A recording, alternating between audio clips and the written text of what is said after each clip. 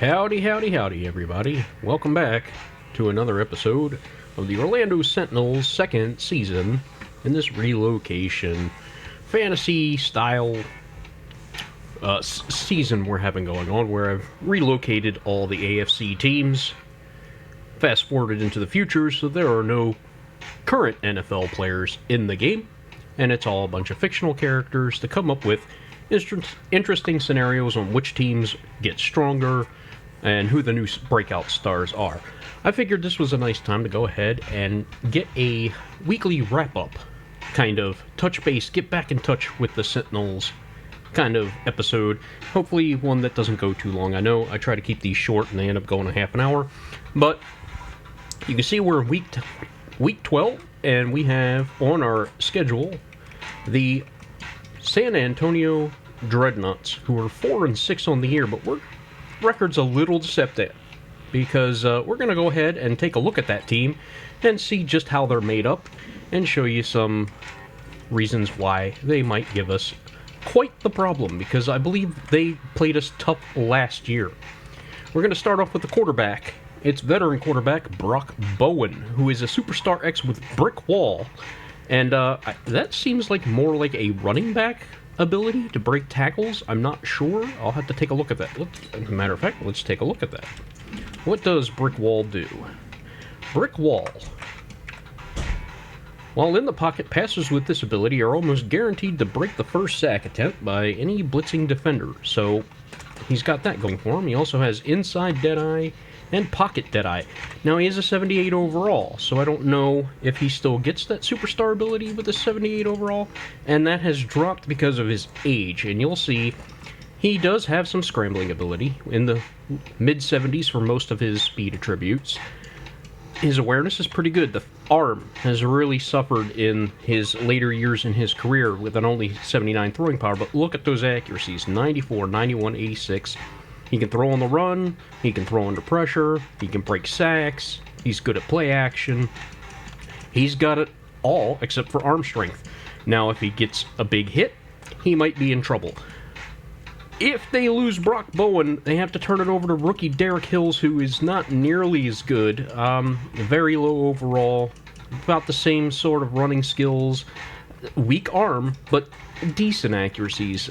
You'd have to say there would be a huge drop-off in production once he comes to the table. But Brock Bowen, despite being a 78 overall and his weak throwing arm, he's going to be a threat, and I'll show you why in the game. We'll talk about that. I want to have some material left over for the game to touch base on, and for this video not to go too long. At running back, he could be a problem too. It's David Anthony, the young emerging superstar running back, who's also a Superstar X with first one free. That means the first person who tries to make a tackle on him is going to miss. He's going to... And you can see he's got 92 speed, 92 acceleration, 92 agility, very good awareness, good carrying, although that's misleading, and we'll get into why later. He's got good vision, good break tackling, not going to truck people over, but he's going to more break the arm tackles, which fast guys who can elude tackles are a problem for this defense that we have. Very good pass defense we have, but very porous run defense, and this kind of running back, as well as the big bruiser types, always give us trouble.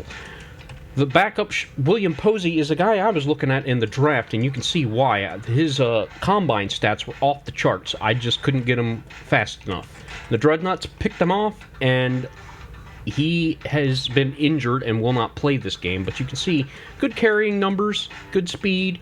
I think he could be a good backup, but we have Tyson the Blur Kerr, so maybe we didn't need him. He'd be stuck on the depth chart. So they'll rely on their return man, Kenneth Woods, to be their number 2 running back. They have not added anybody else to the roster. Their fullback is a big blocker, Chris Mix, and he will also share some carries here and there, short yardage situations. We saw that last year. The wide receiving group is a mixed bag, but a collection of good talent, as Arthur Ballard is their primary receiving weapon, a possession receiver, kind of tall at 6'3", not very fast, but great catching, great awareness, good catching traffic. The spec catch could be better. Then they have Justin Odom, who is a special teams player as well, and their second receiver, and a blazing fast receiver. He could give us problems. At 5'10", 183, a little shifty guy underneath, kind of like our Chris Bradley, who will be missing the game with an injury. Behind that will be veteran Levi Cobb. Ashton Porter is actually their slot receiver at 6'1", 201. You can see he has better hands rating, so that's why he gets that nod. And then Ace Alexis provides depth. At tight end, they have the dual Jimmies, Jimmy Pitts and Jimmy Stone. Jimmy Pitts, look at that catching for that tight end.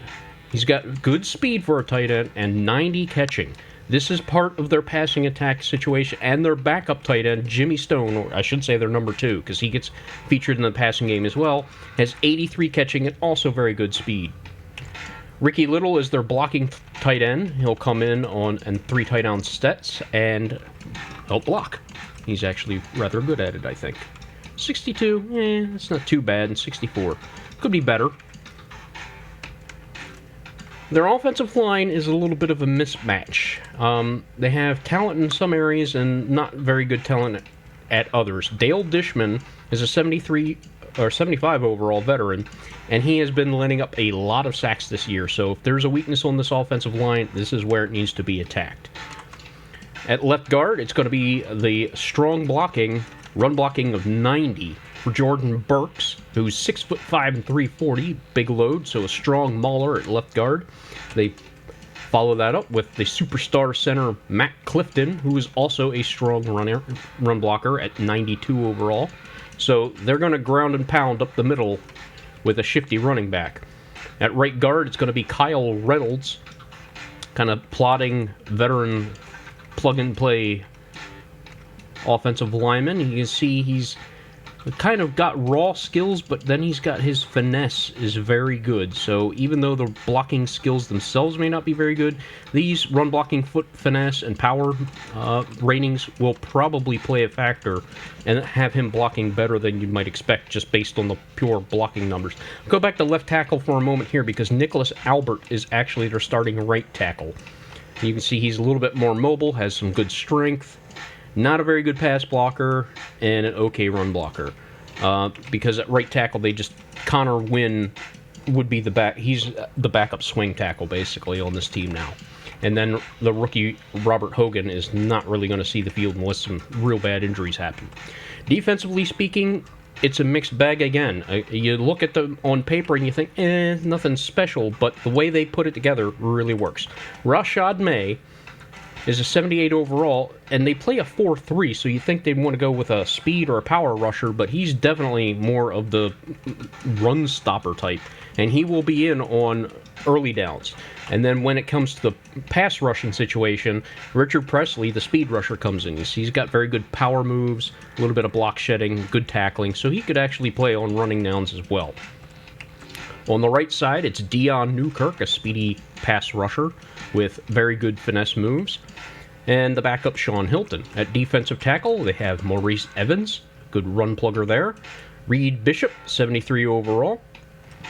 Darian Mayweather, and Preston Gage, the rookie, as depth. At outside linebacker, it's a superstar, Vaughn Richard. Young up-and-comer, good speed, good pass coverage ability. Not so much on the tackling, but he can provide pass coverage in those downs from the linebacker position. Middle linebacker is a little weak with the young up-and-comer Marquise Nichols. Got some good athletic ability, but it's going to have to progress a little bit more. This team has seen some turnover from their veterans in the recent years. Backing him up is veteran Jermaine Walker, another athletic middle linebacker, and behind him, Anthony Thurman, also decent athleticism and good tackling. At right outside linebacker, it's Walt Starks, a speedy outside linebacker, pass rusher. Kadeem Jones, also very good not good pass rusher, I'm sorry, but a speedy, looks like a run stopper, if anything. Not very good. Well, he's got some coverage skills, but not great. Demetrius Barnes, the rookie, provides depth. At corner, and this is where they might provide a problem. You look at the speed for all these corners, and this could be an issue because our wide receivers don't have a lot of speed, and our speediest guy is on the shelf. That's Chris Bradley, who went down with an injury. So you can see Camille Polk is a very fast zone cover corner. just 5'10", 208, so maybe Perry Wood against him would be a good matchup. Get a physical guy on him, go over the top.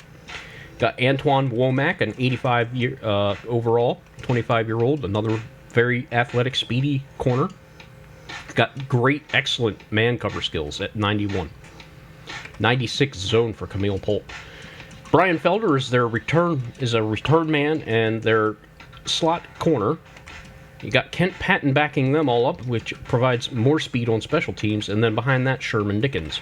At free safety, they have Preston Schaefer, veteran, solid free safety. Plays more like a strong safety in this defense. You see that high tackling and high power. That's more like strong safety numbers.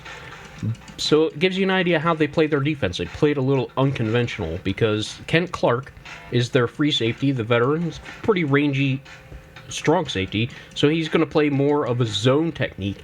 And their backup, Tramon Chaney, actually comes in as the sub-mid linebacker on passing situations. So he'll come down and provide some solid pass coverage, but he's not a great tackler, so maybe that's something they can exploit the Sentinels in the ground game. And behind that is Javon Horn.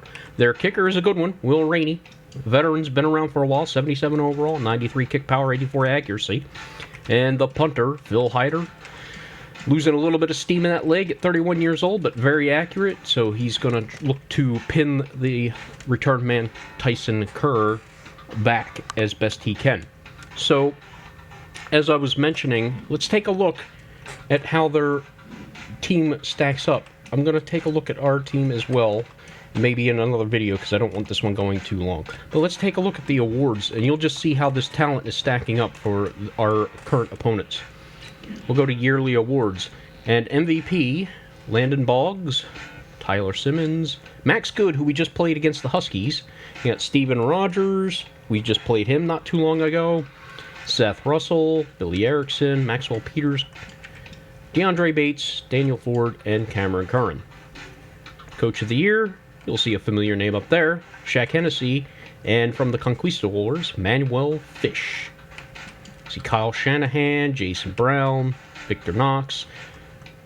Let's go to the AFC, though, where we're situated, and Offensive Player of the Year, Max Good. We just played him. He's a very good talent. Behind him, the very well-known Dalton Triplett, and behind him, Brock Bowen, the quarterback we're getting ready to face. That gives you an idea of the talent level that he has. Houston Schneider, we're well acquainted with him as our division rivals. We played a couple times against him every year. And just rounding that out, Defensive Player of the Year, lots of explorers.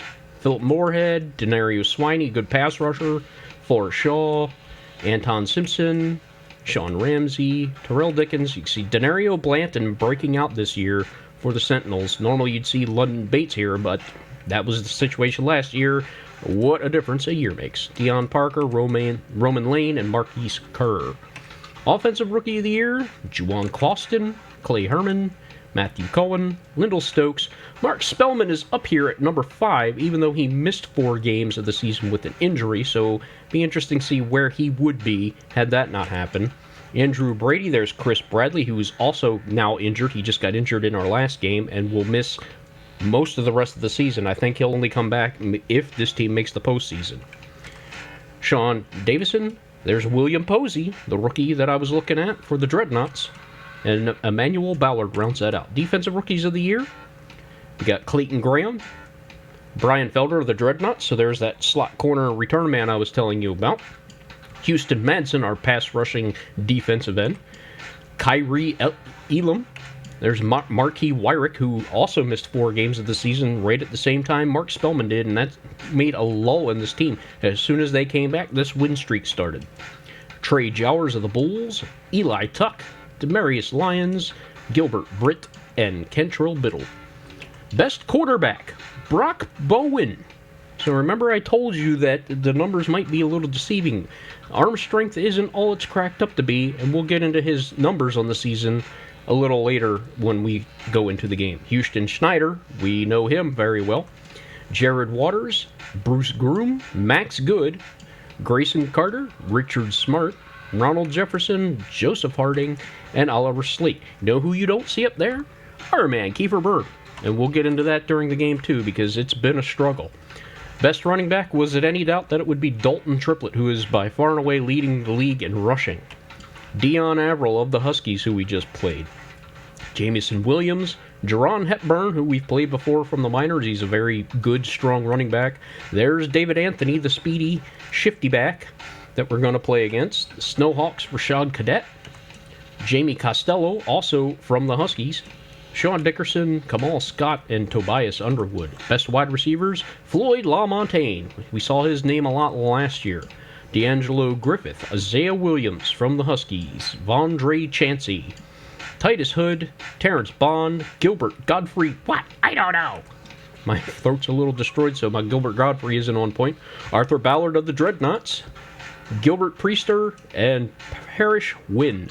Best offensive lineman, Alex Monroe, Randy Ellis, Josh McNally, and now look here, Matt Clifton, that center from the Dreadnoughts, Jordan Fredrickson, Benji St. Clair, Jordan Burks, the offensive guard from the Dreadnoughts, Malcolm Fox, Leonard Wheeler, and Bill Smonkle. Defensive lineman. Remember when I told you about Rashad May? Well, there he is, the best defensive lineman so far in the AFC. Derek Massey, Tyson Galloway, Ronnie Tanner, and there's Richard Presley, also the defensive end from the Dreadnoughts. LaMichael Dunn, Lance McCoy, J.D. Stills, Edward Turk, and Avery Davis. Best linebacker, Denario Swiney, Philip Moorhead, Roman Lane, Anton Simpson of the Bulls, Denario Blanton of the Sentinels, there we go, there's one of our players, Marquise Kerr, Terrell Dickens, Eric Judge, Sean Ramsey, and David Day. Best defensive backs, Forrest Shaw, Dion Parker, Anthony Caldwell, Sean Dunn, there's LaMarcus Blades, the free safety from the Sentinels, Matt Sermons, Eli Tigner, Earl Lloyd, there's Kent Clark, the free safety from the Dreadnoughts, and Isaac Graham from the Bulls. Best kicker, Daniel Garrison, Hugo Flores, Riley Tracy, Justin Holt, Madison Kruger, Bradley Beck, Zach Thorne, Brad Haslam, Denton Holcomb, and Wes McGuire of the Sentinels, who still struggles with those kicks plus 50 yards. So there is how their talent stacks up. You can see it's kind of spattered about. They got an uneven team. They've broken down some parts of it, got younger, trying to replace that aging talent with younger talent. Still have some very good veterans on the team. So they're a team in transition, and we're going to be taking them on next. Can the Sentinels continue their winning ways? What's going on with Kiefer Byrne? What's going on with his offense and defense? The pass rush has become non-existent. We just saw some sparks of it last game, but it's not nearly consistent enough. This team continues to struggle against the run. It's a mess, but somehow this team finds ways to win. And how is that? We'll explain while we play the game. So I'm going to make this episode short. I'm going to end it here. Save some tidbits for the in-game commentary. And we're going to play that game very soon, so stay tuned here. It's going to be your Orlando Sentinels at 7-3 taking on the 4-6 Dreadnoughts. We got a lot of information with X Factors, weekly awards. Players want new contracts, but I think I've signed everybody I want. We got scouting, we got training, we got upgrades. So I'll do all that before the next game and then start that one ASAP. All right? Stick with me. You all have a good one. Hope you're doing well, and we're going to be recording the game very shortly. Thanks again, everybody. We'll see you soon.